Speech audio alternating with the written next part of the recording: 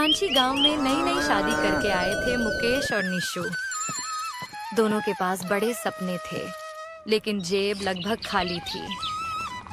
छोटे से किराए के कमरे में सामान रखकर मुकेश बोला, निशु, मैं गांव में काम ढूंढने जाता हूँ। कुछ ना कुछ तो मिल ही जाएगा। तब तक तुम कुछ खाने को बना दो। मुकेश काम की तलाश में बाजार की ओर निकल पड़ा। काफी देर तक इधर उधर भटकने के बाद भी उसे कोई काम नहीं मिला। तभी उसकी नजर एक चिकन बिरयानी के ठेले पर पड़ी। गर्मा गर्म बिरयानी की खुशबू दूर तक फैल रही थी। मुकेश ने मन ही मन सोचा, एक बार इसे पूछ कर देखता हूँ। वह ठेले के पास गया और बोला, भैया, मैं इस गांव में नया हूँ, क्या आपके यहाँ कोई काम मिल सकता है? ठेले वाला, जिसे सब सेठ जी कहते थे, बोला, काम तो है, लेकिन सिर्फ बर्तन धोने का। दिन के 100 रुपए मिलेंगे, करेगा? मुकेश के पास कोई और रास्ता नहीं था। जी, कर लूंगा। दिन बीतने लगे। मुकेश चुपचाप बर्तन धोता और सेठ जी बिरयानी बेचकर पैसे कमाते। एक दिन सेठ जी बोले, अरे मुकेश, आज मुझे बाहर जाना है, पूरा ठेला तुम संभालना, मैं शाम तक आ जाऊंगा। जैसे ही सेठ गया, ग्राहकों की भीड़ लग गई। मुकेश घबराते हुए बिरयानी परोसने लगा। तभी एक ग्राहक बोला, अरे भाई, तुम तो जवान हो, यहाँ बर्तन क्यों धोते हो? अपना खुद का ठेला लगाओ। भाई, लेकिन मुझे बिरयानी बनानी नहीं आती।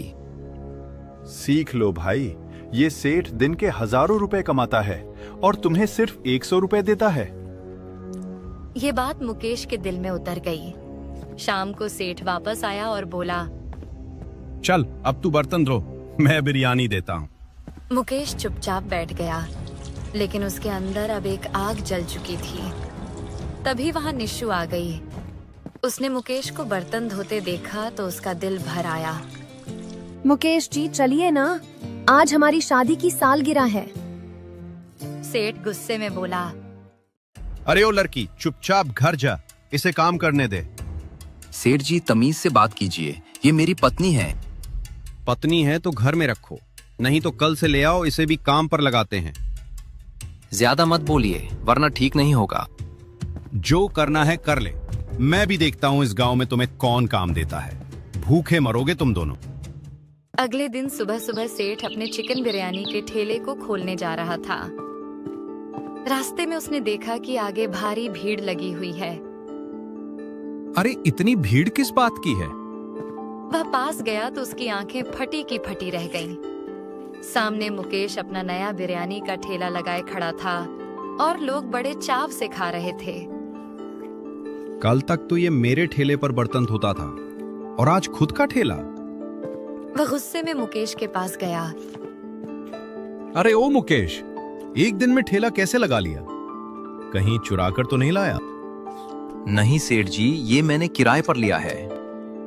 पर तुझे तो बिरयानी बनानी नहीं आती थी। सेठ जी, बिरयानी क्या है, एक दिन में सीख ली। और मैं ऐसी वैसी बिरयानी नहीं बेचता। तो क्या बेचता है? ये मेरी स्पेशल मटन लिवर बिरयानी है और सिर्फ 10 रुपए प्लेट। क्या 10 रुपए? तू जरूर मिलावट कर रहा है। नहीं सेठ जी, मेहनत और ईमानदारी की कमाई है। सेठ गुस्से में वहां से चला गया। दो ग्राहक बिरयानी खाते हुए बोले, भाई, इतनी स्वादिष्ट बिरयानी 10 रुपए में, कमाल है। हाँ भाई, ऐसे ही बनाते रहना। ये मटन लिवर बिरयानी बंद मत करना, हम रोज आएंगे। ये सुनकर मुकेश की आंखों में खुशी चमक उठी। उधर सेठ के चिकन बिरयानी के ठेले पर भीड़ कम होती जा रही थी। पहले जहां लंबी लाइन लगती थी, अब गिने चुने ग्राहक ही थे। एक ग्राहक ने आवाज लगाई, अरे ओ सेठ, इधर आना।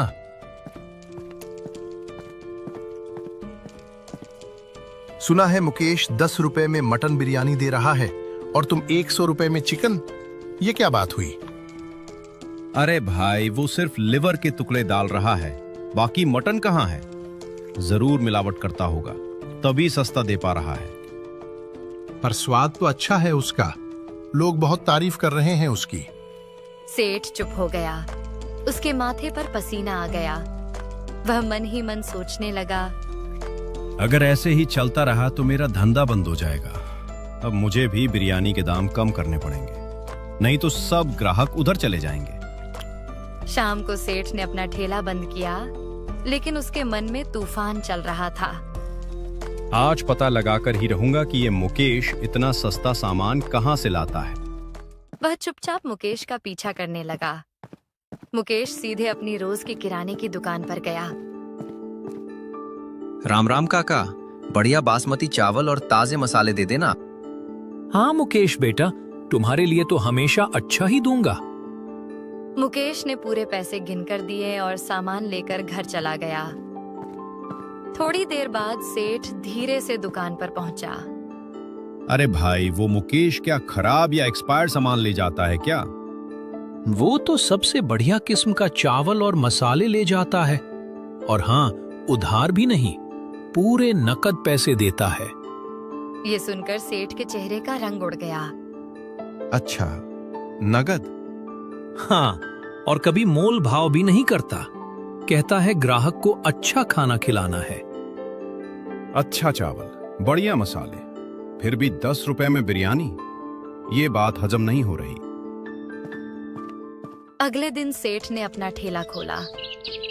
1 घंटा, 2 घंटे, 4 घंटे बीत गए, पर एक भी ग्राहक नहीं आया। सेठ गुस्से से चिल्लाया, अब इस मुकेश का पर्दाफाश करना ही होगा, नहीं तो मैं बेरोजगार हो जाऊंगा। वह सीधे मुकेश के ठेले पर पहुंचा। वहां लोगों की लंबी लाइन लगी थी। एक ग्राहक खाते खाते बोला, भाई मुकेश, तुम्हारी लिवर बिरयानी जैसी बिरयानी आज तक नहीं खाई। हाँ, सेठ की बिरयानी से 10 गुना अच्छी है। ये सुनते ही सेठ का पारा चढ़ गया। अरे गांव वालों, तुम लोग पागल हो गए हो क्या? 10 रुपए में इतनी अच्छी बिरयानी कोई नहीं दे सकता। ये जरूर मिलावट करता होगा। भीड़ में सन्नाटा छा गया। एक ग्राहक बोला, अगर मिलावट होती तो हम बीमार पड़ जाते, पर ऐसा तो कुछ नहीं हुआ। लगता है तुम्हारे ठेले पे कोई नहीं आ रहा, इसलिए अफवाह फैला रहे हो। सेठ जी, सच्चाई को छुपाया नहीं जा सकता। आप चाहें तो खुद चख लीजिए।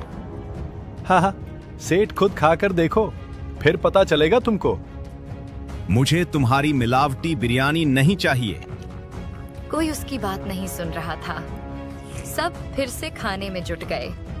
सेठ वहां से गुस्से में चला गया। रास्ते में उसने खुद से कहा, आज इस मुकेश का राज जानकर ही रहूंगा, चाहे कुछ भी करना पड़े। अंधेरी रात में सेठ चुपके से मुकेश के घर के बाहर पहुंच गया। आज देखता हूं कि ये बिरयानी कैसे बनाते हैं। उसने धीरे से कहा और खिड़की के पास जाकर अंदर झांकने लगा। अंदर मुकेश और निशु रसोई में खड़े थे। निशु, आज भी लोगों को हमारी लिवर बिरयानी बहुत पसंद आई। हाँ, पर इतनी मेहनत के बाद भी 10 रुपए में बेचना कब तक? जब तक हमारे पास वो चीज है, तब तक हम सस्ती ही बेचेंगे। बाद में दाम बढ़ाने का सोचेंगे। यह सुनकर बाहर खड़ा सेठ चौकन्ना हो गया। वो चीज? आखिर कौन सी चीज है जिसके दम पर ये इतना सस्ता बेच रहे हैं? अंदर मुकेश ने बासमती चावल पानी में भिगो दिए। देखो निशु, चावल अच्छे से फूलने चाहिए, तभी बिरयानी खाने में मजा आता है। फिर उसने मटन लिवर के बारीक टुकड़े किए और अच्छे से धोया।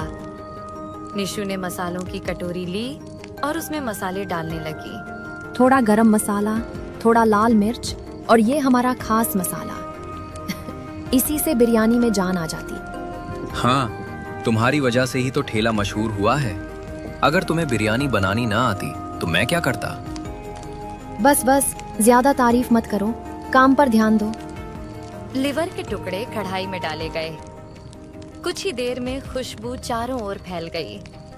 बाहर खड़ा सेठ नाक सिकोड़ते हुए बोला, खुशबू तो सच में लाजवाब है। उधर मुकेश ने चावल भी पका लिए थे। दोनों ने चावल और पके हुए लिवर को बड़े पतीले में मिलाया और ढक्कन लगाकर धीमी आंच पर दम पर रख दिया। अब इसे पूरी रात धीमी आंच में पकने देते हैं। सुबह तक एकदम दाने दाने में स्वाद भर जाएगा। सेठ दांत पीसते हुए बोला, ये तो वही आम तरीका है, असली राज तो हाथ ही नहीं लगा। अब घर के अंदर घुसकर ही पता चलेगा कि वो कौन सी चीज है जिससे ये 10 रुपए में बिरयानी बेच पा रहे हैं। गुस्से से भरा सेठ अपने घर वापस चला गया। अगले दिन मुकेश के ठेले पर फिर से भीड़ लगी थी। लोग बड़े चाव से लिवर बिरयानी खा रहे थे।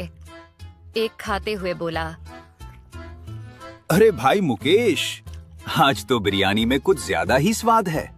हर एक लिवर के टुकड़े में मसाला पूरी तरह समाया हुआ है। भाई कल रात पूरी रात दम पर पकाई थी, इसलिए दाने दाने में स्वाद उतर गया है। भाई एक बात सच सच बता, इतनी बेहतरीन बिरयानी 10 रुपए में कैसे बेच लेते हो? कुछ नफा होता भी है क्या? नफा तो मैंने कभी गिना नहीं, बस लोगों को अच्छा खाना कम दाम में देने की कोशिश करता हूँ। पर तुम्हारा घर कैसे चलता है? इसके पीछे एक छोटा सा राज है जो मैं नहीं बता सकता। तभी सेठ आया और बोला, अरे मुकेश, तुम्हारा राज मुझे पता चल चुका है। अब मैं मुखिया जी के पास जा रहा हूँ, आज तुम्हारी पोल खुल जाएगी। इतना कहकर सेठ तेज कदमों से चला गया। कुछ ही देर में सेठ, मुखिया जी और कुछ गांव वाले मुकेश के ठेले पर आ पहुंचे। मुकेश सबको देखकर घबरा गया। प्रणाम मुखिया जी। हमें शिकायत मिली है कि तुम सस्ता और खराब मसाला इस्तेमाल करके लोगों को मिलावटी बिरयानी खिला रहे हो। नहीं मुखिया जी, मैं बिरयानी 10 रुपए में जरूर बेचता हूँ, पर कभी मिलावट नहीं की। मैं तो सबसे अच्छा सामान लाता हूँ। तो बताओ, तुम्हें कितना नफा होता है? घर कैसे चलता है? जवाब दो। मुकेश चुप रहा। उसके होंठ कांप रहे थे, पर उसने कुछ नहीं कहा। सेठ ने ऊंची आवाज में कहा, देखिए मुखिया जी, इसके पास कोई जवाब नहीं है। ये जरूर मिलावटी बिरयानी बेच रहा है। मुखिया जी ने सख्त स्वर में कहा, जब तक तुम पूरा सच नहीं बताते, तब तक तुम गांव में अपना ठेला नहीं लगा सकते। अभी के अभी बंद करो इसे। मुकेश ने चुपचाप अपना ठेला बंद किया और घर चला गया। मुकेश उदास मन से घर पहुंचा। क्या हुआ मुकेश जी, आप इतने परेशान क्यों हैं? निशु, लगता है अब हमें सारा सच गांव वालों को बताना ही होगा, नहीं तो हम बिरयानी नहीं बेच पाएंगे। पर हुआ क्या? मुकेश ने पूरा किस्सा बता दिया। सेठ की शिकायत, मुखिया जी का फैसला और ठेला बंद करने का आदेश। निशु शांत होकर बोली, ठीक है, अगर सच हमारे साथ है तो डर किस बात का? आप सब बता दीजिए, लेकिन मैं भी आपके साथ चलूंगी। दोनों तुरंत चौक की ओर चले, जहां मुखिया जी कुछ गांव वालों के साथ खड़े थे। मुकेश ने हाथ जोड़कर कहा, मुखिया जी, जो मैं बताने जा रहा हूँ वो पूरा सच है, बस आप यकीन कर लीजिए। ठीक है मुकेश, बताओ तुम्हारी बिरयानी का राज क्या है? मुकेश ने लंबी सांस ली और कहना शुरू किया, जब हम इस गांव में नए आए थे, तब हमारे पास कुछ भी नहीं था। हमने एक छोटा सा कमरा किराए पर लिया। उस कमरे में हमें एक मिट्टी का पुराना बर्तन मिला। उसके अंदर कुछ पैसे थे। हम वो पैसे घर के मालिक को देने गए, लेकिन उन्होंने कहा, ये मेरा नहीं है, पहले यहाँ एक साधु रहता था, शायद उसी का होगा। हमने वो पैसे मंदिर में चढ़ा दिए, पर अगले दिन फिर उसी बर्तन में पैसे मिले, और जब भी हम पैसे निकालते, अगले दिन उससे ज्यादा मिलते। में फुसफुसाहट होने लगी। सेठ चिल्लाया, मुखिया जी, ये झूठ बोल रहा है, ऐसा कैसे हो सकता है? तभी घर का मालिक आगे आया। नहीं मुखिया जी, ये सच कह रहे हैं। ये दोनों मेरे पास पैसे लेकर आए थे, और जो साधु यहाँ रहता था वो साधारण नहीं था। उसके पास कई तरह की जादुई विद्याएं थीं। सब लोग हैरान रह गए। अगर ऐसा है तो मुकेश, तुम बहुत नेक काम कर रहे हो। कोई और होता तो रोज पैसे निकालकर ऐश करता, लेकिन तुम गरीबों को सस्ती और अच्छी बिरयानी खिला रहे हो। हमें तुम पर गर्व है। मुकेश और निशु की आंखें खुशी से चमक उठीं। आज से मुकेश अपना ठेला फिर से लगाएगा, और कोई भी उसके खिलाफ झूठी अफवाह नहीं फैलाएगा। उस दिन से मुकेश ने फिर 10 रुपये की मटन लिवर बिरयानी का ठेला शुरू किया। मुकेश और निशु ने अपनी बाकी जिंदगी गरीबों की सेवा में लगा दी। गांव में उनकी ईमानदारी और नेक दिल की मिसाल दी जाने लगी। और इसी तरह कहानी का अंत यही होता है।